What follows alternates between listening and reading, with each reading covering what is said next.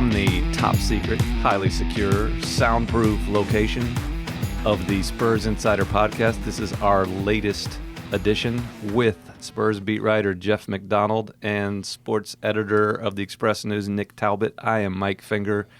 We are back from the first long leg of the rodeo road trip, and it went over swimmingly, apparently, because Jeff McDonald talked on the last podcast about how 0-8 was a possibility, and that is no longer a possibility. They proved me wrong.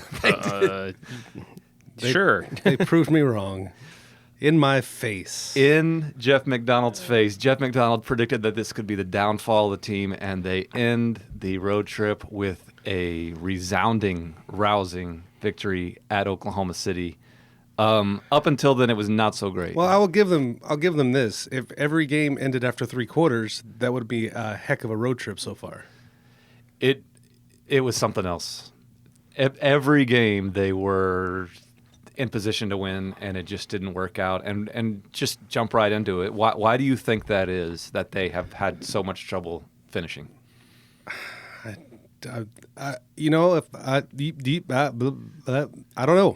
don't know. I think it comes down to the age-old stops on demand. Like, in order to hold on to those leads, you have to get stops. And when the other team starts rolling, they don't get them. And then the offense bogs down late, and that's kind of the way the games go. Like, those last 3, 4, 5 minutes, you got to grind out.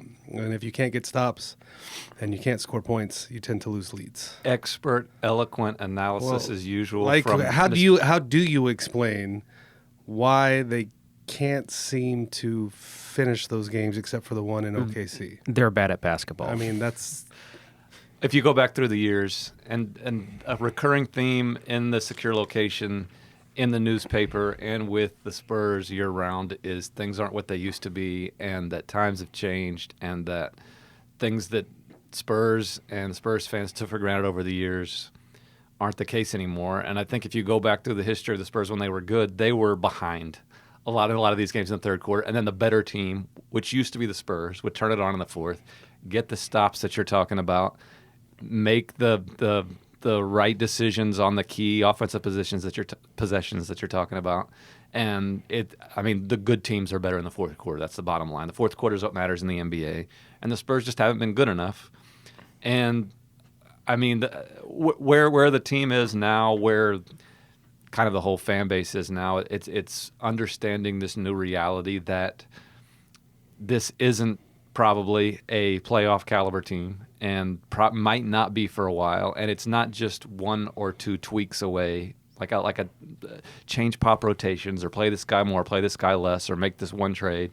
It's more than a tweak away from being great again. Theirs was one tweak. We had a dinner time conversation with some people. What if you signed the big three in their present state and just played them the last 5 minutes of every game? Would you have a better team than you have right now? I don't want to sell out who this conversation was with, but certain people said it was crazy. That's fascinating. Like, we had to go through these permutations of this scenario. And so to spell it out, I think what we came up with was the current team, as constructed, the San Antonio Spurs, play 3.5 quarters of their entire schedule this year. Yeah. And then you bring back 42-year-old Manu Ginobili, 43-year-old Tim Duncan, and late 30 Tony Parker to replace whom? That would be the questions, yeah. Let's say you replace LaMarcus Aldridge with Tim Duncan, DeMar DeRozan with Manu Ginobili, and DeJounte Murray with Tony Parker. And you let those three guys in their current state play the last 5 minutes finish all these games. They know how. There's sort of a rhythm to finishing a game, and like a time and score thing, and just knowing how to do that. And it's just the last 5 minutes. And so just the llast 5 minutes of every Spurs game that has been played so far this season. What's their record right now, beat writer? They're 8 games under 500. Yeah. So would how many games under 500 or over 500 would they be right now? I think maybe they'd be 500. You could argue that they would be better. I could if you're only having Tim play 5 minutes a game, you got to think he'd be okay. I'm just watching them like back cut teams to death. Yes. Tim hitting Tony for layups. We watched Tim. I'm kind of joking. I'm kind of joking. Not. Kind of joking. We watched Tim. Tim practice. He's out there before every game shooting jump. Like theoretically, he's out there working guys out, and he does. Like he's very active. He's an active coach. When I tweeted about this a couple weeks ago, someone said, "Well, he should be working out players. Like he shouldn't be shooting himself." Well, he does that. Yeah. But in between, like working guys out, he's out there just shooting his shots. His like elbow jumpers, and like he's in. I think this is an absurd podcast topic, but it's also an absurd podcast season because we talk about the same stuff every week. I think it's fascinating. I think, okay, if there are 8 games under 500 now, I think they might be 4 games under. I think they would have improved. Definitely. I mean, hey, if Tom Brady, people can start throwing 4-year contracts at this 42-year-old man to play football, then why can't we throw, Tim Duncan and Manu and Tony a bone here, let them play 5 minutes? It'd especially help out on the road if these guys would be willing to go on the road with this whole setup too. I'm not sure that group would be able to get stops. Like they'd be defensively overmatched at their present ages. The current roster is But too. the current roster kind of is too. Yes. I don't know. You might not have enough 3-point shooting. Like for sure, I will say for sure, if you sub those 3 guys into just 3 random spares, like for sure, like Marco, Tim, Manu for Marco and Tony for Drew Eubanks and Tim for Chimezi Metu. If you could just take those 3 and organize any closing lineup any way you wanted. Yeah, DeMar, they'd be way better off. DeMar wouldn't have to shoot free throws in the clutch. Yeah. Right. Well, we fixed the problem. Jeez. Fix the problem. I don't know what the front office is thinking or what they're doing, just sitting around. I'm not sure Adam Silver will allow this. Why not? You could do that. There's no reason you couldn't do that. Is there, instead of like the 2-way player designation, could there be a last 5-minute player? Like every franchise gets 3. You can sign who you want to sign and use them as you want to use them. There's no law against that. That's true. Tim's right there anyway, so why don't just make him a player coach? That's been done before. That's true. Player coach is done. I think we've solved it all. Did Magic try to do that in one of the right. seasons? I can't remember. Podcast over. That's it. We've solved it. What this absurd conversation is putting off is more like state of the franchise talk, and even more clear now than it was the last time we did this podcast in the secure location before the start of this road trip, where we were talking about the possibility that they make this run for the 8th seed, and that's fine. And I still don't think that's a terrible thing to try to win when you can win. I mean, that's the point of sports, is to win games. But now it's become even more apparent that is a long shot. Yes. If we had sound effects, we could play trumpet music here. They're just right. yeah. No. Oh, you're talking about taps. Yeah, we're talking taps here. We're talking taps. I mean, they're not dead yet, but it doesn't look good. Doesn't look good. That doesn't look good, man. Doesn't look. I mean, that Denver loss was crushing. If you think about it, they go on a 10-game winning streak. Mm-hmm. They need 2 other teams to at least go 5-5 during that stretch to catch them. Well, just if they just have 10 games, but they've got 30. They got 30, but they're not going. But the first thing is preposterous. Like they're not going to win 10 in a row at any point. Right. But even if they were to somehow do that, it is not completely preposterous that over the last 30 games of the season they gained 5 games on Memphis. That's not. What about Portland? Portland lost last night and is only a game ahead of San Antonio now. Something like that, 2 games. The team in the Damian Lillard just got hurt. In the 538 projections, the team that makes it is the New Orleans Pelicans. I was going to say, and you got people coming from behind. There's a couple different 538 projections, but you can go Raptor if we really want to get nerdy. Raptor or Elo. But Zion Williamson's been what he's supposed to be. So I prefaced this by saying that it's extremely unlikely, but I think that it's not out of the realm of possibility to come up with a scenario where they do okay. Like the schedule's gonna get easier. Sort of. I mean, I guess, yeah. Anyway. I don't want to get sidetracked in this conversation because let's just. It's already been going so well. As a premise, let's just say the Spurs aren't going to make the playoffs this year. Okay. Probably not. Okay. Good premise. Good premise. what mistakes can you look back on, whether it's this year or the past 3 years, that you could point to and say, if the Spurs had done this differently, things would be so much better? I mean, it's really only one thing, isn't it? I mean, it really comes down to Kawhi, which is, Right. I mean, Is that really a mistake? it's not a mistake. It's just what happened. I don't know if you can fix. I don't think if they could have fixed it any better. That's the problem. Okay, let's start with another premise. If we accept the premise that Kawhi was leaving no matter what, which I think is probably true, Yes. and we can go back. I don't want to relitigate like 2017 as to how it all fell apart because we've done that to death.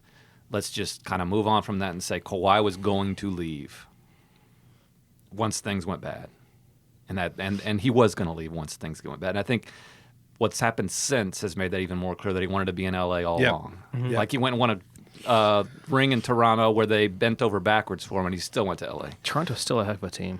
They are. So let's just two premises: the Spurs aren't going to make the playoffs, and Kawhi was going to leave no matter what. In between those two things, what do you think the Spurs screwed up? I mean, with the benefit of hindsight, they would have done better to pull the plug on the Kawhi relationship quicker than they did. Correct. I agree. Yes. But in the moment, that would have been absurd. They would have gotten. You pointed this out before. They would have gotten relentless criticism for how can you give up on Kawhi this early? How can you? Why don't you hold on to him longer to get a better deal? If things are really that bad, get more than whatever they would have gotten for him at the time. Which, like, Brandon Ingram was never offered from the Lakers. Jason Tatum and Jaylen Brown weren't offered from the Celtics. I mean, Not at that time, no. not at that. I mean, you're talking way early when those guys, those names were thrown out there. So yeah, I mean, and then the flip side of that people say is, oh, you should have held on to Kawhi longer and waited to trade him at That's the a trade bad deadline idea. last year, and that also would have been problematic. That's the worst idea I've heard. I can see the reasoning to why people say that is you could have held out for a better deal, but I don't think it's gonna his stock is going to go up if he's not into playing, which he wasn't into playing. And then if you hold him off for the trade deadline, what we're talking about last year, the trade deadline, New Orleans is selling Anthony Davis at the same time, so then you got competition. I think the point in that I'm trying to Going into that season, Kawhi was not going to play for the Spurs. correct. So at that point, if you're talking about that trade deadline, he's Yes. played 9 games in a season and a half. Right. What are you going to get for a guy that no one knows if he's even healthy? Right. Like it's Correct. just a bad idea. My point with this is not to say that the Spurs handled this perfectly. Right. I think that they could have traded him sooner, or they could have waited a little longer to see if they got something better than the Toronto package. No, neither of those theories are just outlandish. But I think what we figured out is that they were kind of just doomed either way, and that nothing they could have done would have them in a dramatically different position today than they are today.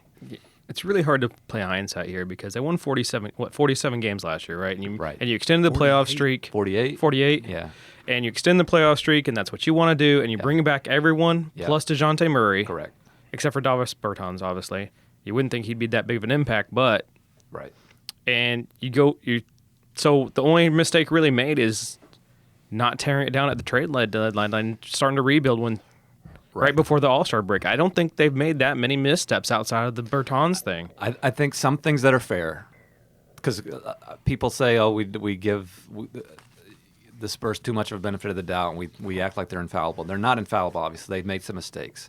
Like, would you go back and take the Clippers deal? Sure, there's some validity to that. Like, take the I think that the package offered before the draft in 2018 was Tobias Harris and their 2 first-round picks for Kawhi. Yeah, those in first- retrospect, yeah, sure. That might have been better. I mean, I'm kind of fine. Yeah. That's fine. Like the Clippers ended up trading up again to get Shea Gilgeous-Alexander, who's a good player. Like the Spurs wouldn't have got him with that pick, but they would have had the means to have gotten him, I guess. The other lottery pick didn't turn into much. No. Tobias Harris is kind of like a poor man's DeMar DeRozan in a way. Like he's a fine guy to have around, but he's not going to be the centerpiece of a championship team. Like if you want to say the Spurs could have taken a different deal, I'm not going to argue with you. Sure, that's fine.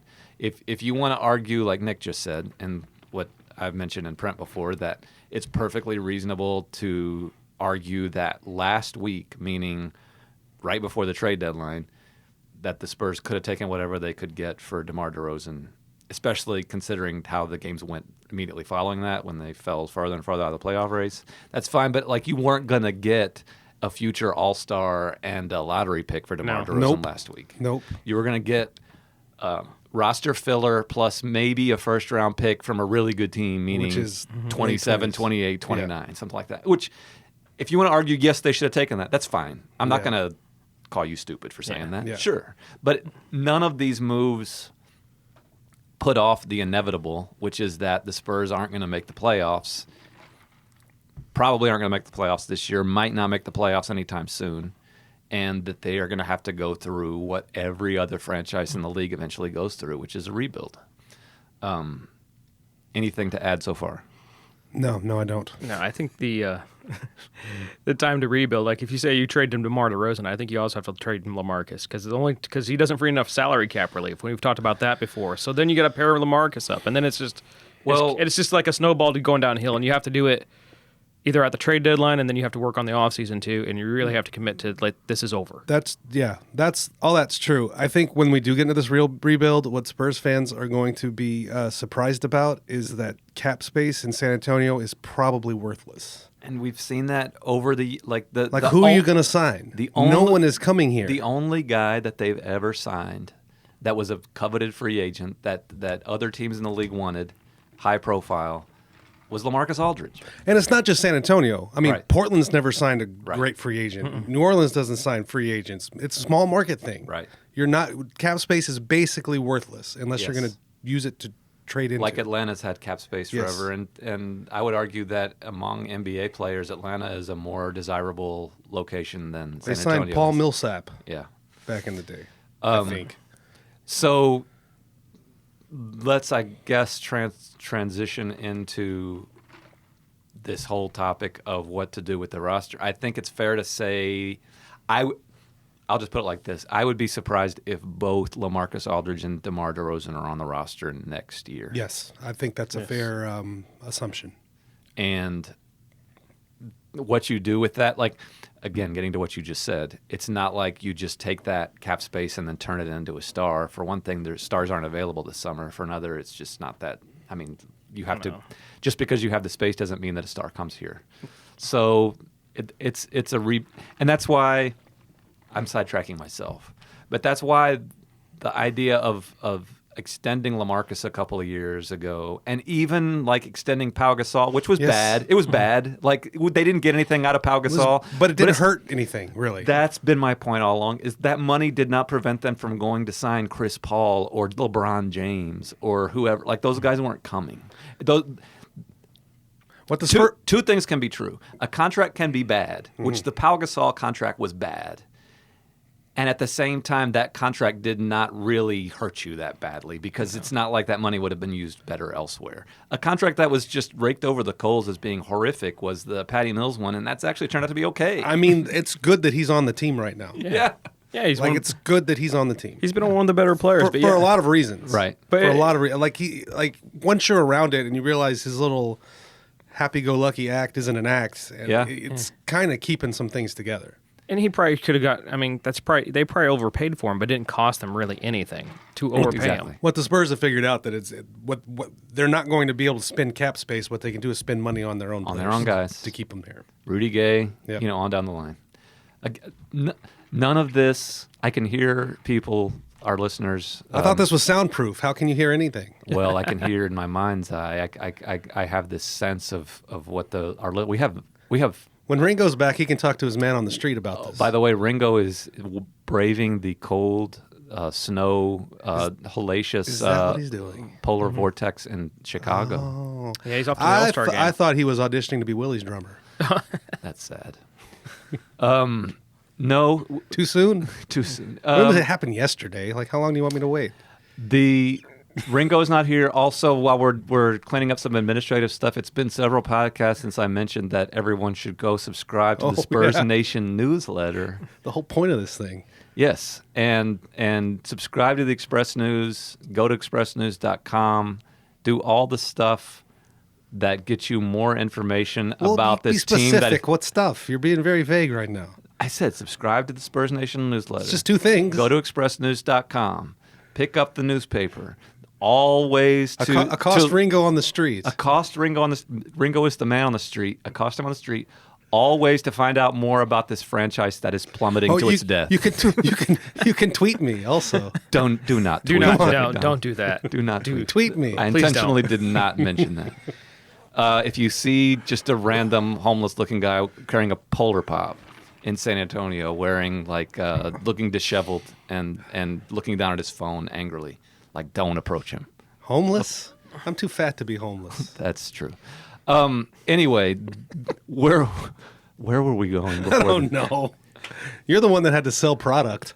Well, that's kind of the point of the thing. We're this podcast is overwhelmingly successful. It might just be dirty data. I'm aware of that, but we're trying to make this a success and supporting the newsletter, expressnews.com. The Spurs, Those guys. the Spurs. Please just interject here, Jeff, because I completely lost my train of thought. The what do you want Spurs to are talk- not good. Let's talk about Lonnie Walker. Lonnie Jeez. Let's not talk about Lonnie Walker. Oh, I know what I wanted to talk about. Okay, we're back. And we're back. It's 3:33 in the a.m. And you're listening to Perspectives. The idea of tanking. Oh, yeah, okay. It really... Number one, people don't understand what that word means. I'll let you introduce this, and I'll add my thoughts later. Well, tell me where we're going with this. Just talk about tanking. You're a very good interrogator. Mm-hmm. Another talk about question. I feel like I dominate the podcast too much, and I wanted to let you take over here. Well, I think, for one thing, people tend to misdefine what it is. They just think it's losing. Every time, they'll just say, the Spurs should tank. Mm-hmm. But to me, that's not what it means. And it doesn't even mean the thing you're talking about, the trade deadline. If they trade DeRozan for something, I don't call that tanking either. Mm-hmm. Tanking is legitimately, it's not an on-court decision. It's a front office decision to tear down everything, purposely lose games, and try to get the best draft pick you can possibly get. And I don't think the Spurs. I don't think there's really a history of a lot of teams doing that. Can I ask you a question right now in the middle of this? Is it a talk about question? Yes. Oh, crap.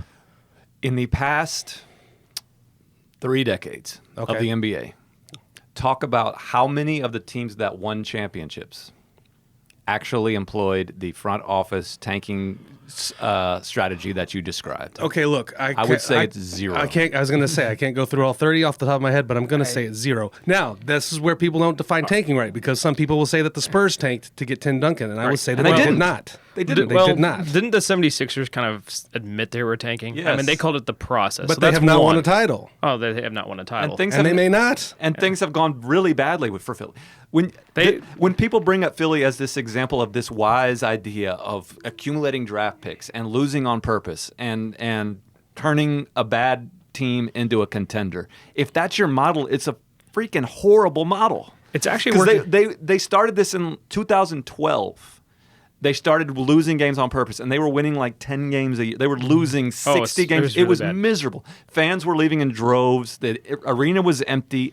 Everybody hated it, and there was this promise that we're going to have all these draft picks and that title teams are going to come. As a result of this, they made one trip to the Eastern Conference Finals. That's the only time since 2012 that they have been past the second round of the playoffs. One time. And if you check in now, fans are booing Joel Embiid at home. They're still upset after all of this. And if you go down a list of teams that have stockpiling draft picks is a good thing. It's a good thing. I'm not going to argue with that. It's better to have more first-round picks than fewer first-round picks. But they guarantee nothing. Sacramento had 12 lottery picks in 11 years, and they're still terrible.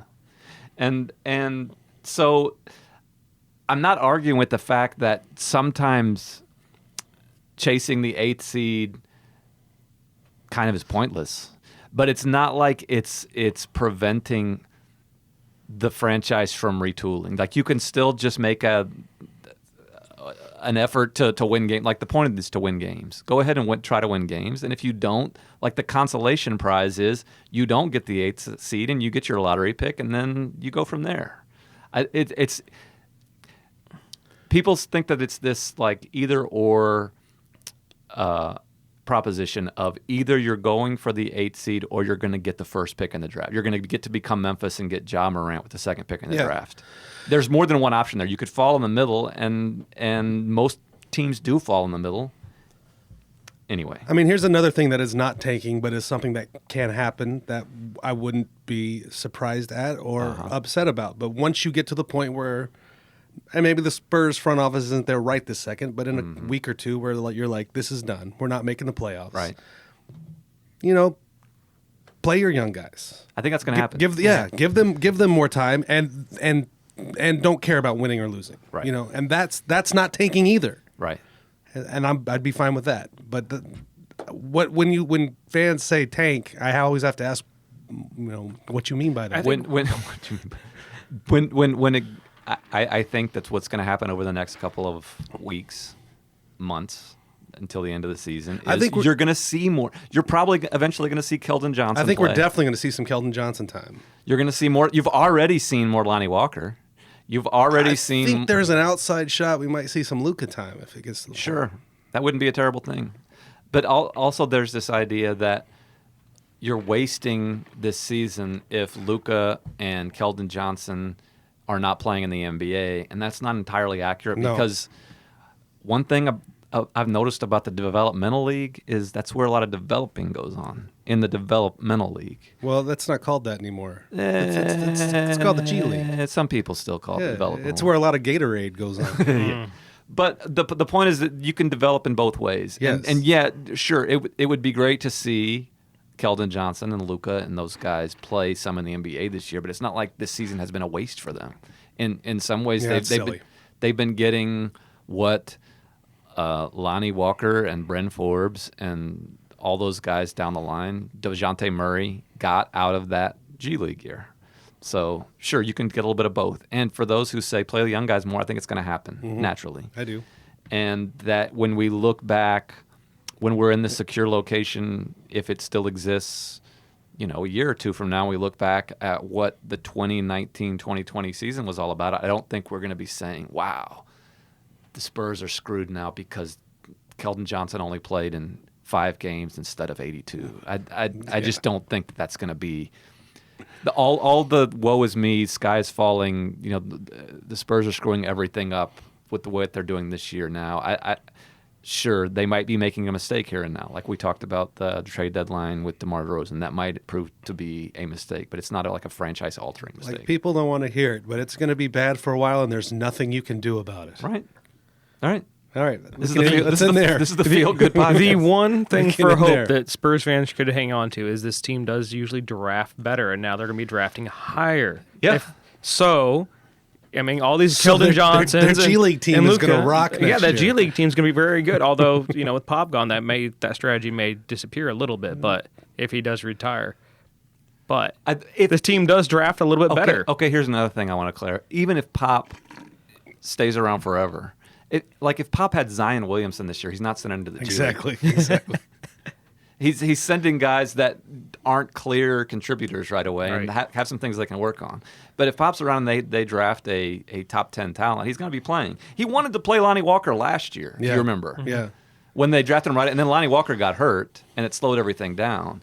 But it's like Pop wasn't intent on sending Lonnie Walker directly to the G League when he started. Keep bringing up Lonnie Walker like you want me to talk about Lonnie Walker. Oh, goodness, no. You want to talk about Lonnie Walker? We got to keep the streak going. We're almost unfair in how much we talk about Lonnie Walker because he's a good kid. He's a fine player. Too much is made about him. I think he's fine. He's fine. He's fine. In Oklahoma City, we don't have to sit up in the rafters. We get to sit on where we can actually see stuff and hear stuff, which is rare in today's NBA now. Correct. And again, everything you said about Lonnie Walker is right. You should be playing and blah, blah, blah. But you can see sometimes why, what are you... Yeah. There was they call a timeout, Pop calls a timeout, sets up something. Mm-hmm. They go out there, and Lonnie's clear on the wrong end of the floor. And Pop has to run out there and yell at him. I just told you. So it's those little kind of brain lapses that's why he's not starting and playing 35 minutes a night. And you can understand why a coaching staff would want to use playing time as a means to teach those lessons. And Pop didn't pull him out of the game; he just ripped him.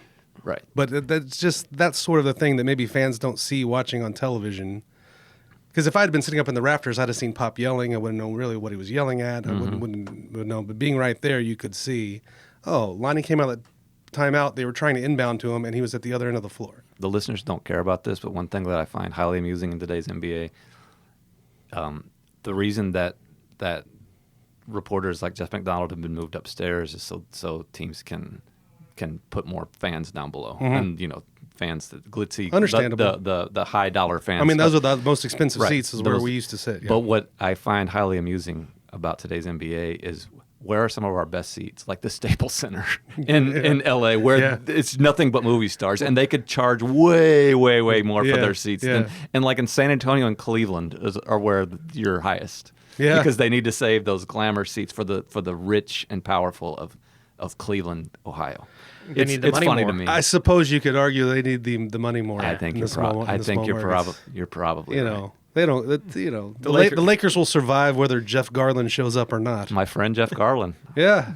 That was kind of funny. We ran into Harvey Weinstein at the Staples Center. He does resemble Harvey Weinstein. I heard For those people who are outraged at what Jeff just said, that was a joke on the show that Jeff stars in, Curb Your Enthusiasm. I'm not on that show. Jeff Garland stars in that show. Anything else? What did you think of the Oscars? We're wrapping up. The Oscars? Uh-huh. You said when we walked into the secure location that you wanted to talk about the Oscars. I wanted to predict the outcomes. Okay, go ahead. Yeah.